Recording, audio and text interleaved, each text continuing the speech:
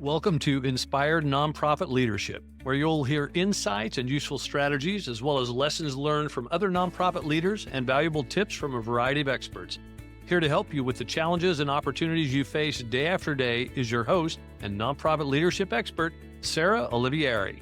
Hello, nonprofit leaders, and welcome to your go-to place for information and inspiration to help you be even more effective. I'm your host, Sarah Olivieri, and you're listening to Inspired Nonprofit Leadership. I have a special guest today, Susan Parks, who is the president and CEO of Orange County United Way. Sue leads the nonprofit's mission to improve lives and strengthen the Orange County community.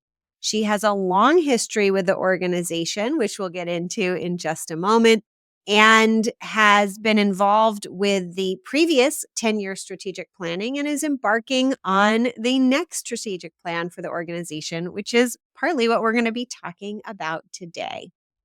Welcome, Sue. Before we get into our topic, would you just tell us a little bit more about your journey to becoming the CEO of such a powerful, wonderful, and impactful organization? Oh, Sarah, thank you. And it's great to be with you. I've been involved for a long time. That maybe share, like, I'm old, but I've been involved for a long time. And how I got involved initially with Orange County United Way is that in my corporate life, at one point, I was living in Orange County. I wasn't working here, but I was commuting for my job. And I was excited about getting more involved in the community I lived in. And somehow the United Way heard about it. I hadn't been involved here locally and reached out to see if I'd be willing to start a women's giving circle. And I was like, I don't know people. I know my neighbor, the dry cleaner, United Airlines. That's who I know. But I was really intrigued, and I always knew about the United Way and from different markets that I've been here involved in for work. So I said yes. And that was really the start of an incredible journey. I met all these amazing women leaders here in Orange County that got involved as we started this Women United group here. And that was really around 2001, 2002, so a long time ago.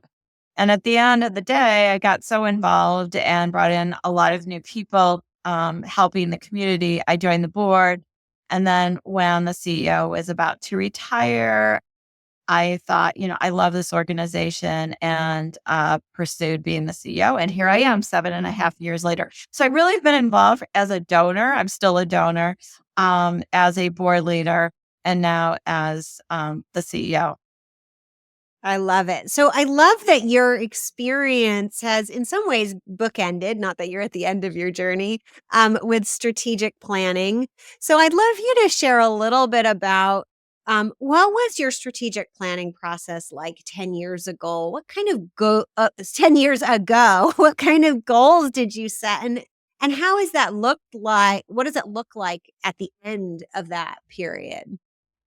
Yeah, thanks for asking. Well, I was very involved in that process, and it was really a pivotal change for Orange County United Way. And I'll do my little United Way overview. Is every United Way is a separate 501c3 focused on their local community. So again, that we're all focused on human needs in our community, but how we might approach and what our roles are in the community different, because we in Orange County, California, we're different than Milwaukee, Wisconsin, or Atlanta, Georgia, or wherever. And that's really important. I think one of the reasons I love the United Way is that we have a passion for helping humans live better lives, but the work we do it's what's needed in our own local community. So all that being said, in the years past, some people might remember that the United Ways might have been more of a pass-through organization. We'd raise money and send it out. Well, at Orange County, we were like, we really want to see measurable results. So the idea of just hoping good things happen and all that, we really wanted to see change in our community. So we did a very intentional process where we brought together community leaders from all walks of life. So from the nonprofit sector, but academia and business and philanthropy and, business, and just brought everybody together, say, what are the most critical needs in our community? And we really focused on the key kind of pillars, if you would, of housing and health and financial security and education in terms of the areas that impact people, right? So all that being said, it was a very integrated process. It was very collaborative with the community, and we came up with four big community-wide goals, 10-year goals. 10 years is a long time. But anyway, all of that being said, we did that as a community and shared those goals as part of our strategy. The part it was FACE 2024. There was an acronym with FACE that I won't go through all of that, but it was, we were 2014 and we we're going to go in 2024. And here we are in 2024. I love it. So one of the things that I'd love to go, and you talked about, making goals measurable. I'd love for you to talk about, can you give us some examples of goals and how you made them measurable and maybe what you did if they were hard to measure? Yeah, thanks. This was really tricky, and we are in the process right now, so we'll talk about it. But we wanted the community to come together and say, there are things as a community, not just United Way. We're part of it. We're happy to facilitate and do what we can. As a community, we could do better. So, for example, one of the 10-year goals was to cut the high school dropout rate in half. Like, that's a fantastic goal. It's very tangible. Everybody needs to care about it. Like, these are the future. These are our future workforce. These are the future of our community, the future folks, the leaders and the supporters, everybody. So as a community, we really started measuring that as we went forward, and we had good measurement because we could take that from the Department of Education data. So we had a way to measure. That was a really big deal. How do you measure something, right? And so at the end of the day, as a community, we did cut high school dropout rates in half in 5 years versus 10, which I think is extraordinary. And then to be able to celebrate as a community that we accomplished something. Because I think a lot of times people go, well, what's really happened? I might have donated. I might have done this. And so we were really intentional. Every year we would report out where we were on that progress. And then at 5 years, we were able to say, as a community, we did this, but let's do more. So let's find out who is still really challenged. And we upped that goal, like a 2.0 goal, to really focus on the students who were most challenged to graduate and compared to the schools that were graduating at a higher level. So how do we close that disparity gap? And so that was one example of a goal. We had others, but one example I would say that we had in our health goal was we had the hospitals involved, the county people involved to say, what is really measurable about children's health? Because we really wanted to focus on this next generation. And they came back about the child obesity issue, which it's because that is something that there were metrics at the time that were in the schools because the schools were doing on BMI, whether you believe in that, but that's what, again, the education system, the hospitals were saying, this is an indication of future health and productivity, and it's something important we should be aware of. And that was a goal that we tracked to measure, but the state stopped that measuring, and so we didn't have that goal anymore. So we had to pivot because, again, if we can't measure it, you can't say you're making progress on it. And so to that end, we worked with the schools that we had helped adopt a healthy school platform. And so we started measuring, if you would, how many healthy schools had gained that status in Orange County. But it was an example of a goal. And again, I think that's the beauty of a strategic plan. I mean, the idea of it's a guideline, right? You need to be able to change. Who would have known a pandemic was going to happen, right? You need to Right. morph and change. And you need to move with what are the most critical issues. But those are a couple examples of an attainable one and one we had to switch. Yeah, I love that. And I love that, one thing I want to point out is that having something measurable not only helped you know what to do to achieve it, but it helped you raise the money to do it because it incentivizes, it makes it more tangible for donors what you're working on. So it's like a win-win, making goals measurable. So you're coming up on new strategic planning. What are some of the things from the old process that you're taking with you? And what are some of the practices that you're letting go from your previous strategic planning experience? Yeah. Well, the difference that we are now, Sarah, is that we are so much farther along in our community-based work because of the past 10 years. And so we have now, a few years ago, we packaged our work, if you would say, into three big strategic areas. So united to end homelessness. We live in a very expensive area. Most coastal areas have a very similar issue where it's just an expensive place to live. And so your homelessness rates go up because the number one reason for people falling into homelessness is economic, right? So all of that being said, we have a big body of work around homelessness, and we are doing amazing things in that body of work. We pioneered a county-wide landlord incentive program to match people with homeless vouchers into getting them housed, which now has really taken off and is, being used throughout the county by various organizations and supported in a number of different ways.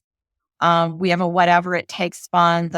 So if another nonprofit is trying to house somebody and that person has a credit issue and they need to get that one dental bill cleaned up because they have never been able to pay it, we can help with things like that. So we have really innovative programs. So we're not going to stop what we're doing. What we are pausing to say, how are we going to measure? What are the key things we can do to change the system as a whole? And what are specific things that Orange County United Way is going to make a commitment and a stand on? So we have United for Financial Security, the same thing. All of our financial security work is packaged together.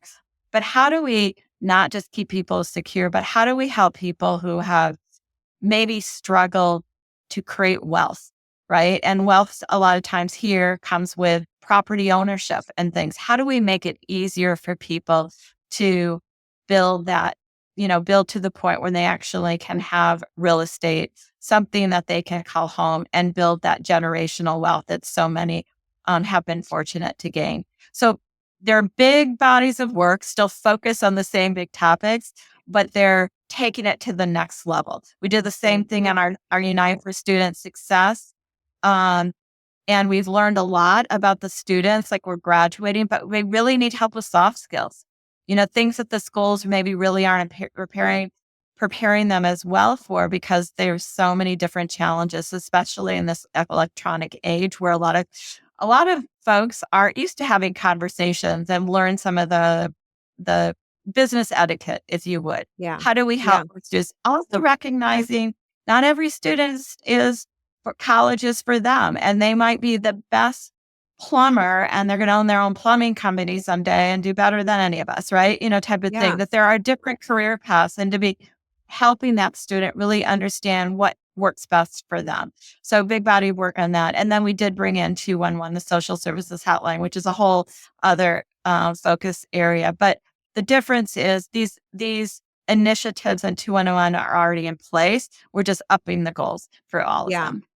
So let me ask you, with these, big changes in big areas, I think one mistake I see a lot of nonprofits making that I don't see you making is they jump to a program design that they've imagined instead of stepping back and really doing the research and then taking their time with program design. And it sounds like that has been in there, but I'm wondering if you can shed some light on, how much time and resources do you invest on research and understanding what the needs are, and then program design and development before you go launching a new program? Yeah, so thank you. I would say that as an example, on our United to End Homelessness work, we started that work through a cost study analysis of what was really happening with homeless in Orange County with the major University of California, Irvine. And so we had them lead it. So it wasn't us leading it. We commissioned it, if you would, that work. But that was really important. And that work, that's research took a couple of years, right? As we learn more about the topic. But that really framed our work because it identified who was falling into homelessness in Orange County and why they were falling into homelessness in Orange County, and kind of busted a lot of the myths that people had, right? And how much money was being spent on homelessness in Orange County, which at the end of the day was so important to businesses to understand that we would save $40 million a year by housing everyone that was homeless versus managing homelessness on the street. So some of that research, huge dividends in terms of the credibility for us to say we are now going to get involved in this particular area. Bringing on 211, which for everybody that doesn't know, 211 is the social services hotline, and 95% of the country is covered by a 211. And we acquired our 211 in July of 2023. And one of the main reasons to do it, besides ensuring that we had a strong 211 and, the infrastructure to support it for the community. And again, this was based on community feedback and wanting us to get involved. But the other thing is that we'll have a lot of data. We know who's calling. We know what they're calling for. And so 53% of the 400,998 calls and texts that we had last year were people looking for housing and security. Next up, we knew that. So having good data makes a huge difference into targeting your programs and what you're doing and adds credibility. So we are huge believers. But then on the opposite side, Sarah, what I was saying, like, how do you measure? Like, we're not going to have a goal that we don't have a clear understanding of how to measure it. And that's a really important part of our work too. Yeah, so you put those two together. I think one of the things, I think a lot of people underestimate, which is why I ask you, how long did you spend? What was really involved in doing that research? And, I'm not surprised by it. It took a couple years. But another kind of myth that maybe you can bust is that nobody wants to fund the research. How have you found fundraising efforts and messaging around funding the research? Yeah, I do. There are partners out there. There are foundations. There are folks that if you are focused on the long-term change, and I will say we approach this as a collaboration, and we are big believers in collaborating. So we had a advisory group made up of nonprofits and other community leaders to help design, be part of an advisory council to help design that work. So when we go for funding and we're saying this is going to benefit the whole community, it's this collaboration that's asking. We in many cases might take the lead because we have the ability and the foundational support to make that happen. But I think that collaboration makes a big difference to funders. Yeah, I love that. So shifting gears to just strategic planning and how you go about it. I know the days of 10-year strategic planning, which used to kind of be the norm, are kind of past us. I know some people are doing 5. I don't even hear about that much. Some people are doing 3. Some people are doing annual. I personally advocate for an iterative planning process where we're always updating our plan. But what are you doing this time? Is it fixed number of years plan? What have you gone with? Yeah, so it's a great question. And so we are looking at a 5 years for like a full planning process, which we're going in right now, because once again, we are investing in this. We have a strategic consultants that are taking us through this and, somebody on staff. So this is a very, very involved process. So we would not put the whole community through that again every couple of years. But to your point, we'll have milestones. And so we'll have milestones for this 5-year plan, after, 2 years, after 3 years, 4 years, right? We need that first year to kind of get everything aligned and working, et cetera. But there'll be milestones along the way and opportunities to adjust as we need to. But we are looking to how do we describe what Orange County would look like if we achieve this in 5 years from now, in 2030, which also aligns nicely with the UN goals as well. So part of it was to try to be in, lockstep with some of the other timing of goal, and if that makes some sense. Yeah, But it is that makes iterative. sense. It is what?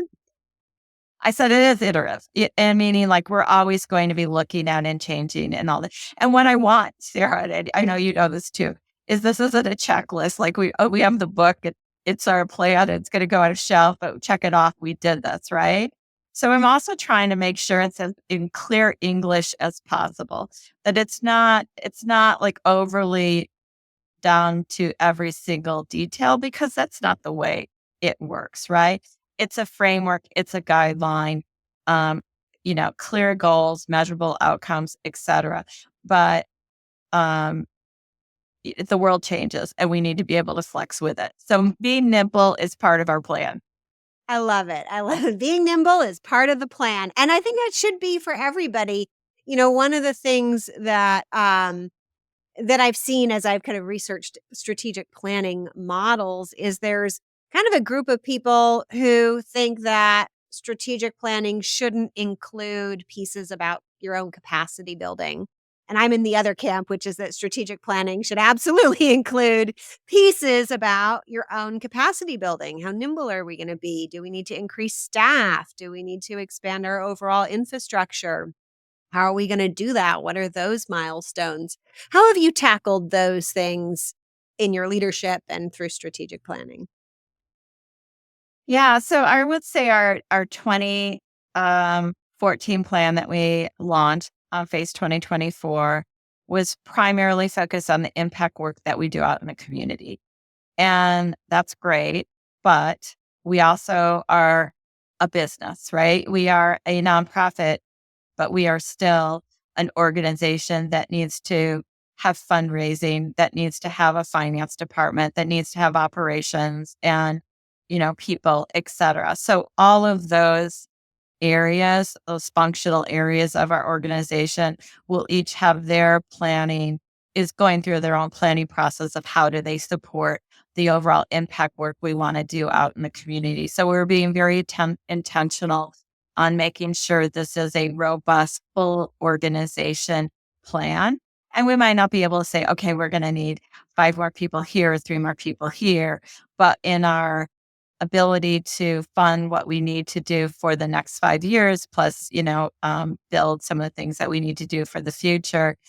We need to build in that capacity, and that's part of the work that we're doing. So it's very intentional this time, where just before it was kind of like an after, oh, here's what we want to do. Now figure it out, right? That's not what we're doing.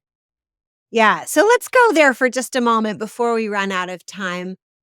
As a leader of a fairly large organization, and maybe you can give our listeners a picture like how many staff, what are your kind of top lessons learned around building that capacity, building that team, being an effective leader, delegating, those types of pieces?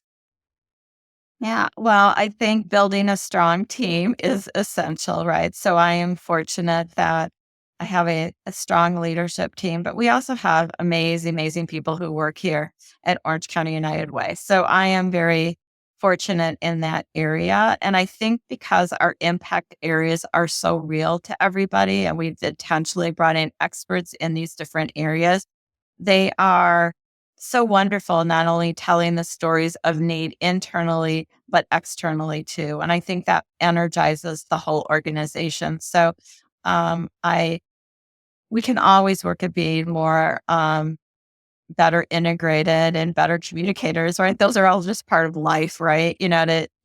Constantly. But the idea that we are a team and that we're focused on improving lives in Orange County is kind of the guiding light. And is this the right decision for Orange County? Is this the right decision for the people who need help in Orange County? And are we abiding by that? And if we are also internally realizing that every dollar we have to invest is precious, right? And so we need to understand that. But I also believe strongly, and I'm on that page, is um, that the impact of the work any nonprofit does is what really matters, right? And I'm going to say, I'm going to go out on a limb here because it'll probably change this afternoon. Who knows, right? Life changes. But because of the impact of our work, and that we are very transparent about the work we're doing, nobody asks me old questions like about overhead rate anymore. And I think that's like a important part, because again, what we're saying, it's not like we would, our override rates are great, right? Type of thing. But it is not the right way to measure the effectiveness of an organization. And so it's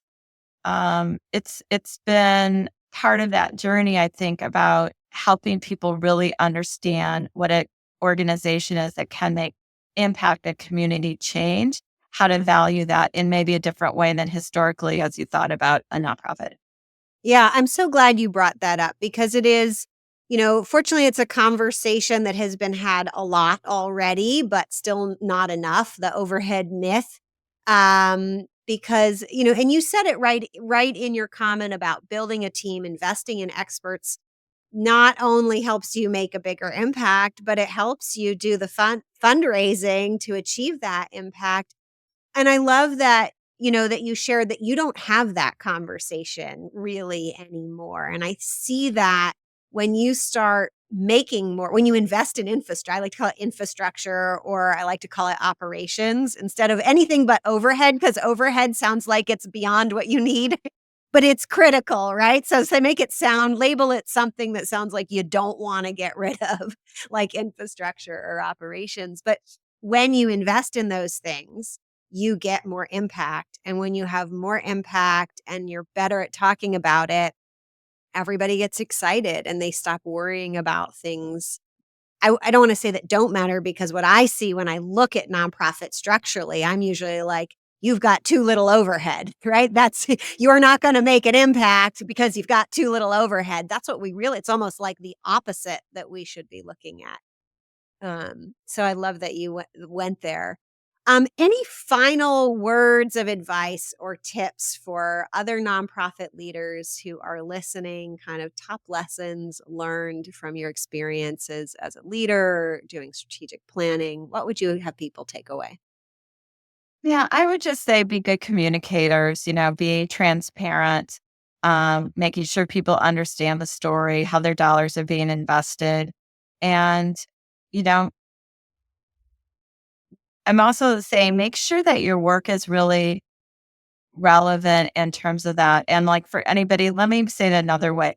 I was at a class, I was speaking at a school, and these are all graduate students or whatever. And I was there to talk about leadership. So I prepared all my stuff. I was just going to be wonderful, Sarah, right? Invite him all my stories. And pretty much all anybody that room wanted to do was open their own nonprofit. And I am like, what don't you understand? These are businesses. Like this is starting a business, right? I said it in a much more graceful way than that, right? But the idea, like it was just, oh, I'm passionate about, I'm making this up, poodles.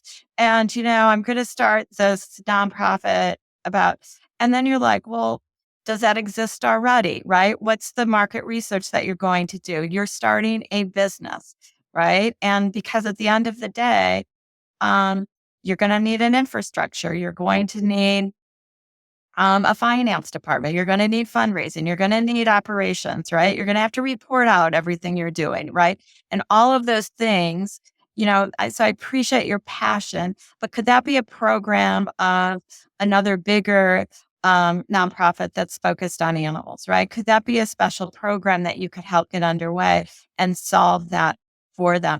But this idea that I have an idea and I want to start a nonprofit, it takes a lot of resources away, I think, for the people that are really truly making an impact in the community. I don't want to discourage it. I'm just saying the intensity that you would if you were going to start a startup business, and the business case that you would do and the funding that you would secure, had all of those things that starting a business, you should still do. And if it's the greatest idea, get started on it, right? That would be kind of a little bit of coaching out there. I love it. Echo that 100%. And if you're not up for the research and you're not up for those conversations to find those initial funders who are into the idea, then you're probably not going to succeed, because that's what you're going to need to do first and continue doing. Like you just said, right? 2 years of research, and I'm sure that you've spent many, many years as an organization researching things in partnership with other organizations. Incredible tips. Definitely everyone out there will take Sue's advice and take many of these lessons that she shared around strategic planning and setting measurable goals. So thank you so much, Sue, for being here. For those who are in your area, anything you'd like to tell them about supporting United Way? Oh, yeah, absolutely. It's our 100th year. Orange County United Way is turning 100 and this year. And so it's a wonderful time to kind of, be aware of the impact in the local community, but to get involved for the future, right? Like, how can we create an even better community for all? So that would be, so get involved. Great. Thank you so much, Susan. And thank you out there for listening, but also for all that you do to make our communities better wherever you are. The Inspired Nonprofit Leadership Podcast is here for executive directors, board members, and nonprofit leaders like you to help you reach your full potential to advance the causes you care about so deeply. I've walked in your shoes as an executive director multiple times, board member, and now I'm here as a coach and trainer to offer guidance, encouragement, and practical tips to boost your impact.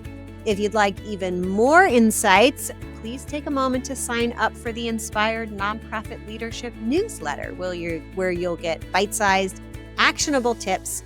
And you can do that at inspirednonprofitleadership.com/sign up. And don't forget to subscribe and leave a review for the show, as this is the thing that really helps other leaders like you find this podcast and get the same benefits from experts like Sue today. Until then, all the best. You've been listening to Inspired Nonprofit Leadership. Thanks so much for tuning in. Be sure to subscribe so you don't miss a single episode or the bonus episodes. And while you're at it, please leave a rating and review, and be sure to share with your friends and colleagues. Tune in every week for more useful insights and wisdom on nonprofit leadership. Thanks so much for all you do for the communities you serve. Until next time, all the best.